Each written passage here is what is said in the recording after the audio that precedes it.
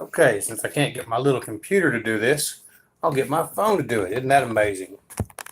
Technology's so advanced, my computer doesn't have enough power to go live on YouTube, but this handheld device does. A couple of things I wanted to talk about tonight. Anyway, I'm Bryan Wilton. I'm glad you joined me tonight.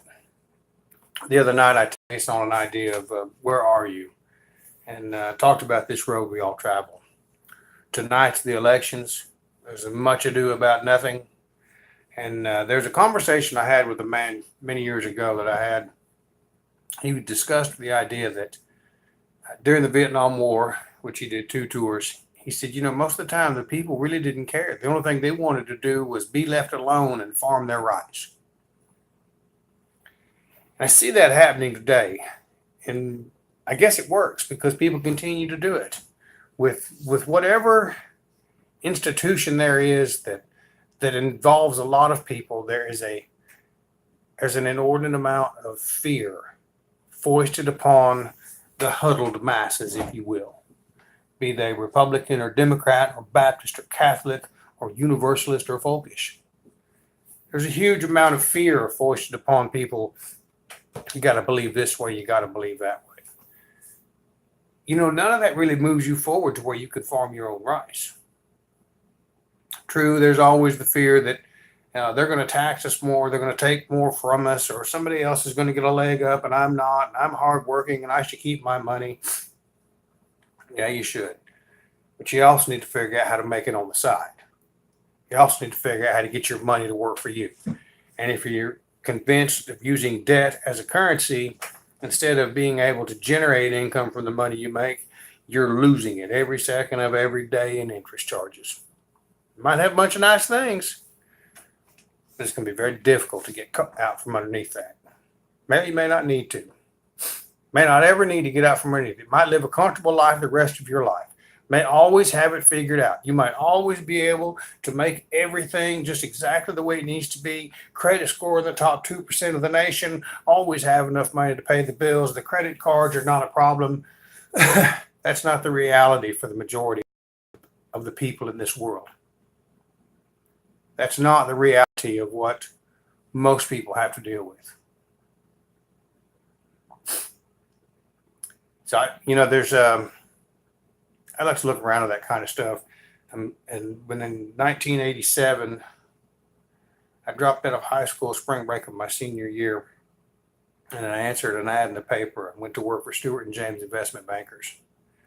I took the Series 7 as a high school dropout, passed it. But then I pretty much real quickly learned that nobody with any money is going to give a snot-nosed kid their money to invest. The brokerage house made their money on the spread. And they made lots of money. That's when I figured out I couldn't make any money. That's when I joined the Army. But it has left in my mind an impression of the possibilities there are in getting your money to work for you. So you're only going to be able to trade your time. There's only so many hours in every day. You can only trade so many of those hours of your time for their dollars. And granted, some people can do it and they figured it out. They can make $500,000, $1 million a year. Their service is so valuable to the size of the company they work for. That's the kind of revenue they generate. That's the kind of job that's going to be hard to screw up. People do it every day, though. But if you look at all of those people that do that, you will notice they also have some kind of golden parachute. They have stock. They have their money working for them. They have more than one stream of revenue. After a couple of years of that, I know some people that they've made their investments to the point that they live off the dividends they get every month. Now, I'm not suggesting that if you work a 40-hour week for $15 or $20 an hour, that will be a reality for you within 5 years. But what I am suggesting is that it might give you a little bit of hope and take some of the stress out of your life if you would take just a portion of that money, $25 a week maybe, and put it in something that's going to make some money for you. Help you hold your head up a little bit higher in this world. There are a number of ways to do that. Navy Federal Credit Union has a thing called the Easy Investor. It allows you to take $25 at whatever option, however often you want to do it, and buy a piece of a stock. Amazon trades for about $1,800 a share right now. You can buy $25 of that. Do that 52 times and do it every week. Well, now all of a sudden you're making something, and the price of that stock is going up. You're making money. You can put it in Boeing or Caterpillar or Union Pacific Railroad or AT&T, which pays a 6.5% interest in the form of a dividend. 6.5% interest is three times as much as the best savings account interest rate that I know of. There is another one that I come across the other day, which really captured my imagination because it's called Rich Uncle. Rich Uncles is a debt investment idea, and you can invest a certain amount of money every week in it, and it's the minimum $5. But it's in the most amazing real estate investment trust. See, I've often wondered, how could you invest in education? It's all public schools, it's all tied up, but it's always growing. Have you ever seen a year where there's not some kind of construction or building project going on at a new university? And everybody wants to complain about the price of tuition and student loans and how much of a burden it is, but you will never see a university lower their tuition, ever. Because they know that the student can go get a government loan at a low interest rate and they can launder all that money. It's just a huge cycle. And the kid that gets the degree, he bears the burden the rest of his life most times, which is sad. But if you want to invest in that, this Rich Uncles thing is a real estate investment trust in student housing. Holy cow. I took a look at it. I think it's 7 or 9% interest. Interest payments on the money you invest for the bonds. Bonds are secured by the items that they cover. So if everything goes bankrupt and they lose everything, they'll sell off those assets and the bondholders get that money. Stockholders do not. So there's something to pay attention to there. Heck, even a savings bond, even some silver coins. You can buy silver coin. You can buy 1 ounce silver coins all day long on the internet or at the pawn shop. Point is, just put your money in something that's worth something other than the latest as seen on TV frying pan. Of course, I bought one the other day. Couldn't help it. Bright and shiny object, you know. You get distracted by the shiny rocks. But here we are in the middle of this election. So we have people that's simply trying to get by, and people are running for office, and it's largely based on whether or not people are afraid of this candidate being in power or afraid of this candidate that's being in power. And it's the same old story that's been going on for a long, long time. Excuse me. And it kind of comes back to the question I asked the other night. And I've been working on that. That's going to be another book. Probably I'm just going to call it Pathfinder.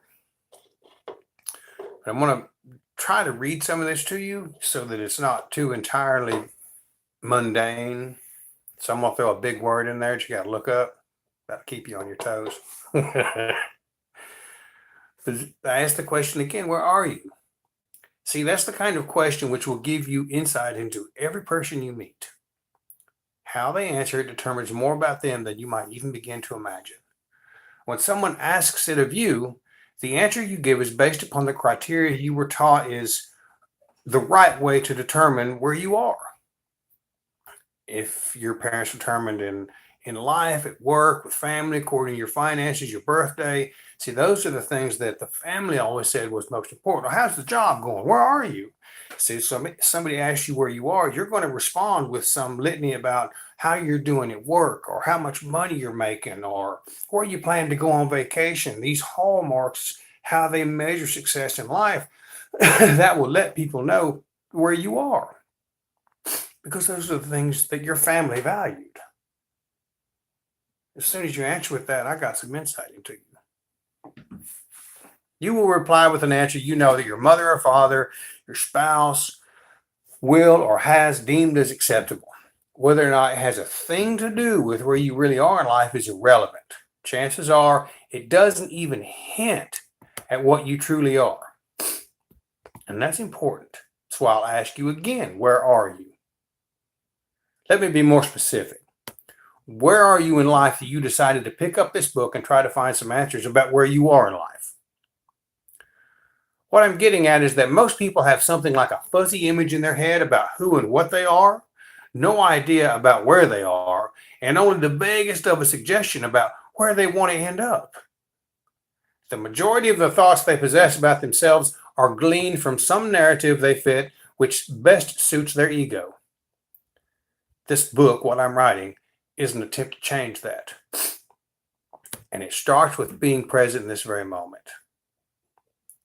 Far too many people are constantly preoccupied with an incessant train of automatic thinking that revolves around what has happened or what is going to happen.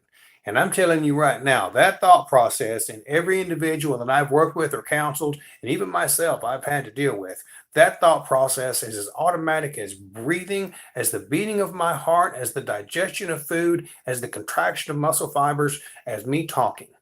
There was a constant stream of thoughts about the things I'd done, the things I'm going to do, what's going to happen, and it always is accompanied by a flood of emotion, of passion, of regret, of sorrow, of melancholy, of all of these emotions that flood your body with chemicals. And your body does not realize that what your mind is thinking isn't real. So it will enjoy those chemicals as sure as any junkie enjoys any fix. And we begin to depend upon that to get us through the tough time. I'm going to get angry and I'm going to make it through. Rah! All right. How about just putting one foot in front of the other? See, neither of these modes of thought have anything to do with right now. Well, many people will automatically sneer as they raise an eyebrow asking, well, should we make plans? And don't you yourself advocate investing strategies which are largely focused on the future? Yes. Make plans all you want. This is crucial in life. But stop centering your thought process concerning the quality of your being on the successful fruition of those best laid plans. Quit forecasting the outcome with the qualifier being that you will be complete when such and such has taken place in your life. That is the thought process I am talking about when I say that you have been taught how to think. You are as complete right now as you will ever be. Every cell, every piece of energy centers, whatever yoga, everything about your body is complete right now. Sure, you might lose an arm. Some smart ass somewhere just said that. What if I lose a limb? All right, so you got me there, but come on. For the most part, every thought, every feeling, every emotion, you're as complete right now as you're ever going to be. Nothing's going to be added to you. And in a similar fashion, nothing is going to be removed from you by somebody else's determination of how important you are in their life. And yet people walk around with that feeling all day long. The only thing stopping you is your own thoughts about all of this. How many people do you think are walking along downtown streets somewhere in the world hating the fact that they are walking, for one, hating the fact that they have another half hour to an hour of travel to get home, and thinking the whole time how happy they will be when they get there? They will be safe, they can watch a little TV, eat dinner, play with the kids, enjoy time with the wife, have a drink, but not now. Right now they're walking after a long day at a job they probably don't like. And in the middle of the country and other places, it's the exact same thing, except now there's a car ride, bus ride, or bicycle ride involved. And it might take even longer. And yes, I want you to start thinking about that right now. In this sorry situation, I'm forced, and you want me to start thinking about that right now? In this sorry situation, I'm forced to do to survive on the planet I was born on, that I am complete and that everything is okay? Yes, I do. With everything in me, I encourage you to start believing that very thing. Because if you've paid even scant attention to what I just wrote and what I just said, I drew out for everyone involved how their own thinking has been programmed to expect to be satisfied and complete at some point in the future. Even if it is just 30 minutes ahead of you, your thoughts are such that at the present moment, present circumstances of your being are not what you signed up for when you popped into this world for whatever reason. So we dream about the future and we get lost there. And we're walking a road right now that leads us to the doorway of death. And the two are not going to look anything alike unless we make that change right here, right now. We fret about the past and we miss the fact that if we decided to keep on walking, go a different route, stop and look up for just a second, every single thing about that walk will change. There will be new information to process, and it might even bring a smile to your face. Huh? Stop and smell those roses. See, you have just touched base with what it means to be right here and right now. The other example I have of that is when I'm counseling individuals. And people have come to me with some real heartbreaking situations.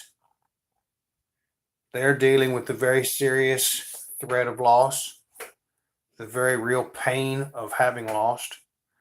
They are dealing with contemplating ending their own lives. They are dealing with any number of issues. I counseled a man today. It was a tough thing to do. He fell asleep at the wheel and drifted across the line and took the life of another woman. He just got out of jail for 3 weeks. He's facing vehicular manslaughter, DUI. They took his blood. There was nothing in it. But in the meantime, this guy had been a referee on the football fields, and everybody knew him, and he was an upstanding citizen in the community. Not now. I know what that feels like. What do you tell a guy like that? This man happened to be a Christian.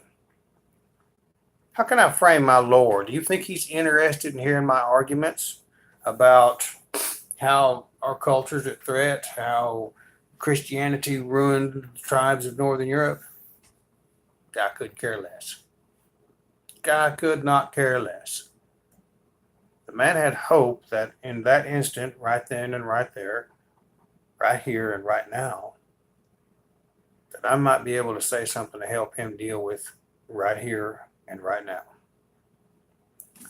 And in those instances, when I come across those situations that are very difficult, that there is no handbook written for, that there is no real training for, that no amount of education can help you move through it, the best thing that I can do is look them in the eye and try to remind them that right here, right now, in this conversation between you and I, we are okay. In this moment, right here and right now, the conversation that you and I having, we've made it through one more minute. If you could wait one more minute and not take your life, it might be a little bit better.